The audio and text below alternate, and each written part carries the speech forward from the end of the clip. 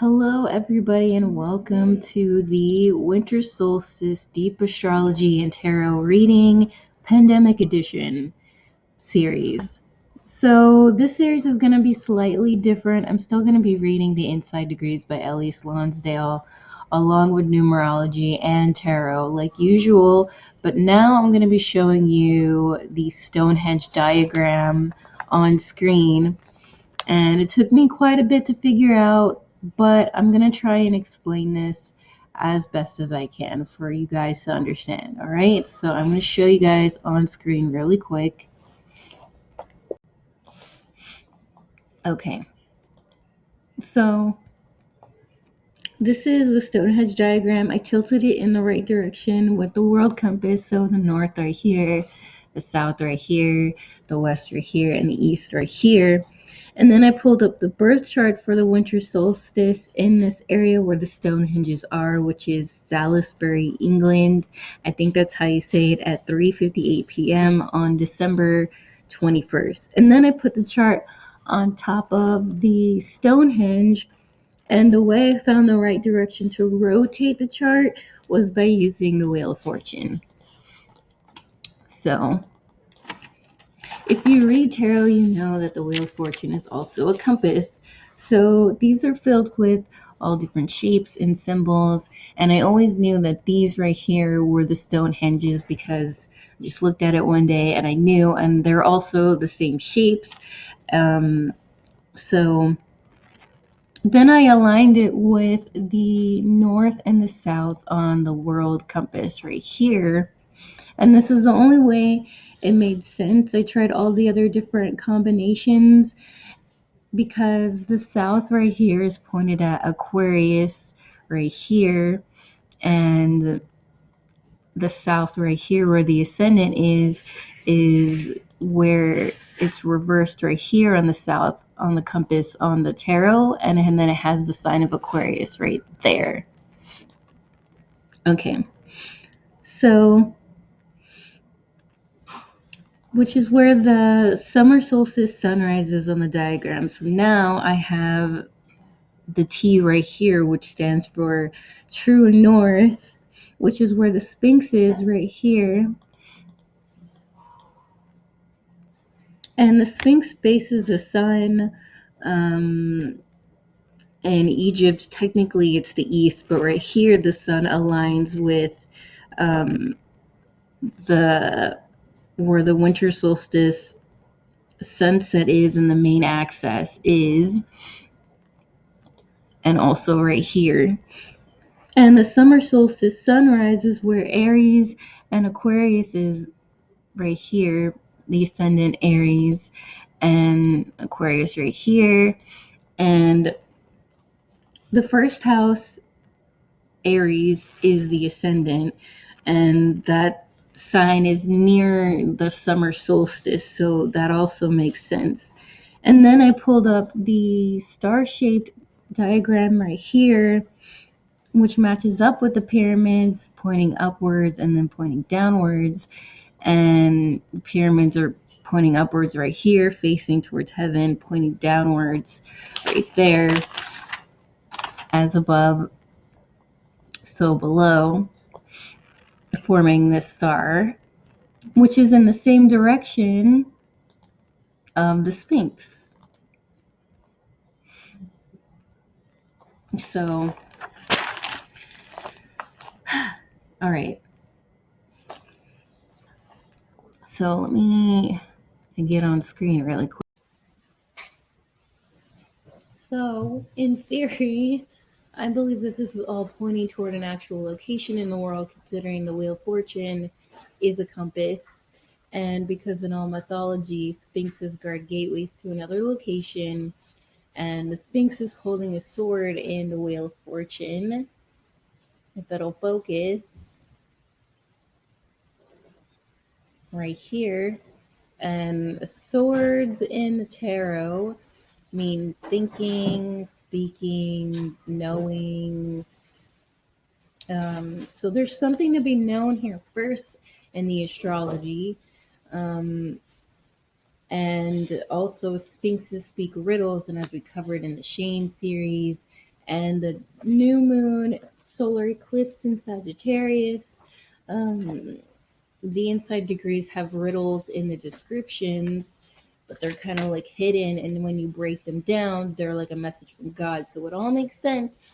So there's more on the diagram, but I have to get on with the astrology first to pull it in together for when it'll make sense.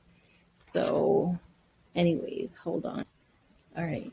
So, let's start with the sun, 29.59 degrees Sagittarius. So, the sun is exposure, what's coming to light, the light being shed, all of that. And the 2 in the 29 degrees is the high priestess, and the 9 in the 29 degrees is the hermit in the tarot. So the white side of the pillar being the known, the black side of the pillar being the unknown. And when you put the cards together in the right order, 29, the hermit is on the known side.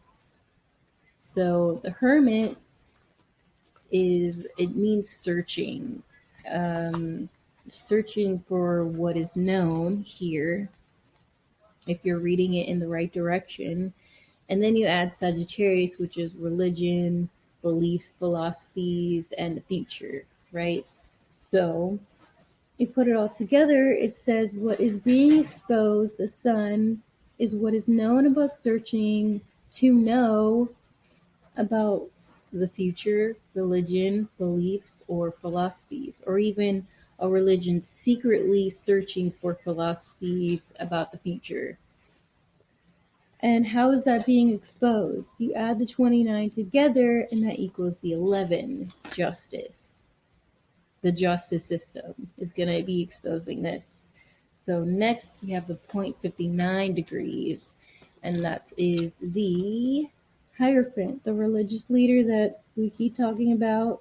If we're going off of the Cancer full moon series, Cancer. Okay, I put it on my channel as a Cancer, but it's actually Gemini, but whatever. I don't even want to talk about it, okay? So then we have the Hermit again, 0.59 degrees.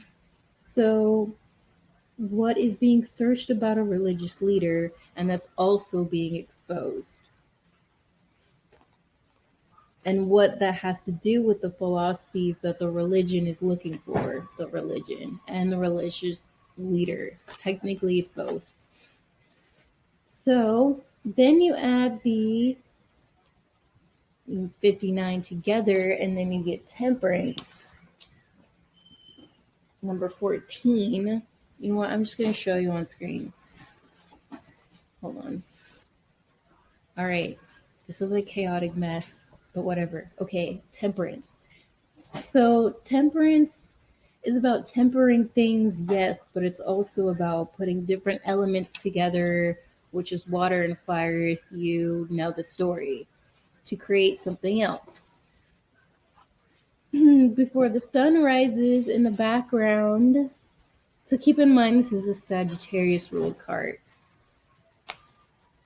Okay, so then I noticed the sun symbol on the forehead, and then I aligned it exactly on top of the sun symbol on the chart right here. And then it aligns exactly where the winter solstice sunrise is here with the sun rising, and then the cup right here for the winter solstice moon set. And the moon is in Cancer on the chart, a water sign, and then the sun, and this card being the sun in Sagittarius, and then the card being in Sagittarius, which is a fire sign, water and fire. And the only aspect that is connected to this is the quincunx, this yellow line right here with the moon and the sun. So we're going to be reading that aspect. But first, let's start with what the inside degrees have to say for the sun, 29 degrees Sagittarius.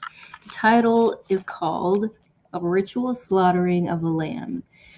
It is so hard to give up your fondest notions. It is so testing and trying to be asked by universal spirit to surrender your privileges, to renounce your claim upon your life. It is an extreme act of self transcendence to come to terms with the position you find yourself in as it really is. The very idea draws out the surface every resistance imaginable.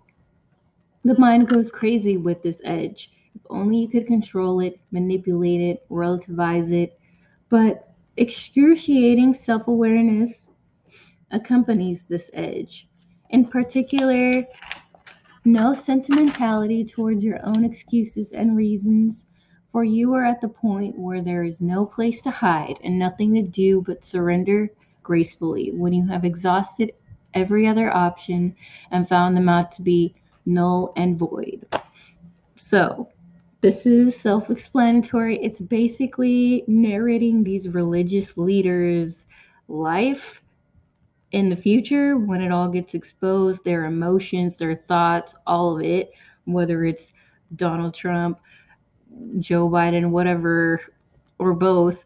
But this is going to be it for part one. I'll be doing part two later. It was already stressful doing part one, but we're going to go to the moon next, which is the water element for the temperance card. And I am excited. I'm sorry I have to leave it at a cliffhanger, you guys, but I will see you for part two of this video.